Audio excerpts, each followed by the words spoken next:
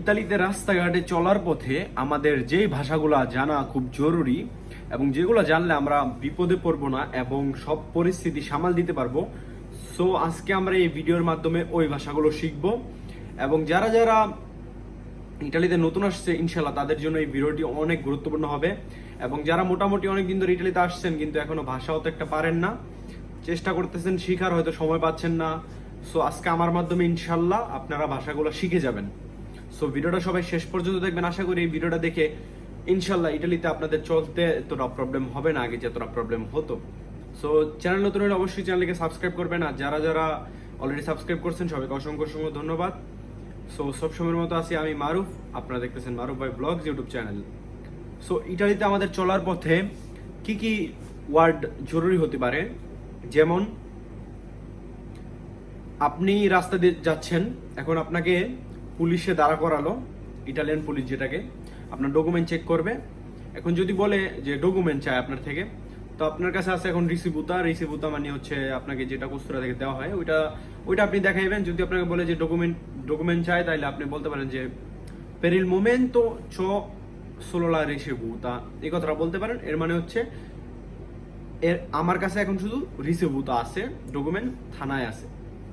এটা বলতে পারেন এভাবে যে per il momento c'ho solo la ricevuta, per il momento c'ho solo la ricevuta, il documento sta in questura, sta in preparazione, il documento sta in questura, sta in preparazione, মানে আমার ডকুমেন্টটা ready হচ্ছে কোস্তুরাতে মানে থানাতে, এভাবে বলতে পারেন। তারপর যদি আপনাকে বলে যে dove abiti, এর মানে হচ্ছে তুমি কোথায় থাকো, আপনি বলতে পারেন যে io abito in quella via বা io abito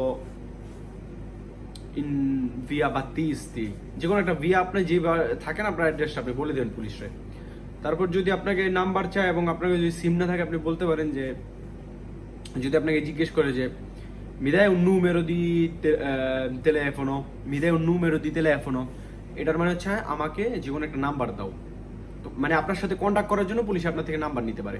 তখন আপনি বলতে পারেন যে per il momento non ce l'ho una SIM, বা বলতে পারেন যে non ce l'ho un telefono, per il momento non ce l'ho un telefono, devo comprare, মানে হচ্ছে এখন আমার কাছে কোনো সিম বা মোবাইল নাই, আমি সিম কিনবো। ঠিক আছে, এভাবে বলতে পারেন। তারপরে রাস্তাঘাটে চলার পথে ধরেন আপনি যে কোনো একটা জিনিস, যেমন একটা দোকান খুঁজতেছেন, একটা বাংলা দোকান খুঁজতেছেন, তো সামনে কোনো বাঙালি পেলেন না, তো সে কোনো ইটালিয়ান যদি জিজ্ঞাসা পারেন যে ওই দোকানটা কোথায়, বলতে পারেন যে mi sai dire, এভাবে বলতে পারেন যে mi sai dire dov'è un negozio di alimentari, mi sai dire o mi puoi dire per favore dove è un negozio di alimentari, puoi dire un negozio di alimentari, dove use করবেন, dove মানে হচ্ছে কোথায়, এবার বলতে পারেন dove è un negozio di alimentari, এর মানে হচ্ছে আমাকে তুমি বলতে পারো দয়া করে এখানে কোথায় একটি আলিমেন্টারি দোকান, আলিমেন্টারি মানে হচ্ছে খাবারের দোকান, মুদির দোকান যেটা আমরা বাংলায় বলি। ঠিক আছে, এগুলো আমাদের রাস্তাঘাটে মোটামুটি চলার পথে লাগে। তারপরে যেমন ধরেন আপনি এখন বাস দিয়ে কোথাও যাবেন, এখন আপনি বাসের জন্য অপেক্ষা করবেন কিন্তু আপনি বাসের ফেরমাতা পাচ্ছেন না, সো এই কারণে আপনি কাউকে জিজ্ঞাসা করতে পারেন যে sai dire dove, বা বলতে পারেন যে puoi dire বা sai dire একই কথা, বাট puoi dire সুন্দর হয়। puoi dire per favore dov'è la fermata di autobus, puoi dire per favore dov'è la fermata di autobus, মানে হচ্ছে আমাকে তুমি বলতে পারো বা আমাকে আপনি বলতে পারেন যে এখানে বাসের ফেরমাতা কোথায়, মানে বাস স্টপ কোথায়।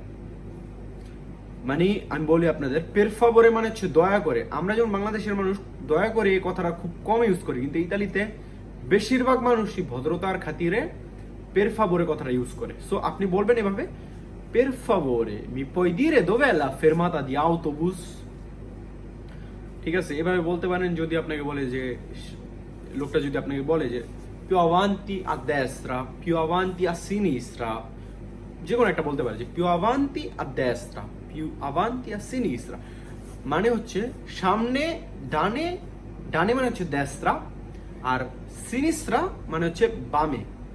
বলতে পারে যে più avanti মানে সামনে, আরো সামনে a destra, ডানে, a sinistra, বামে।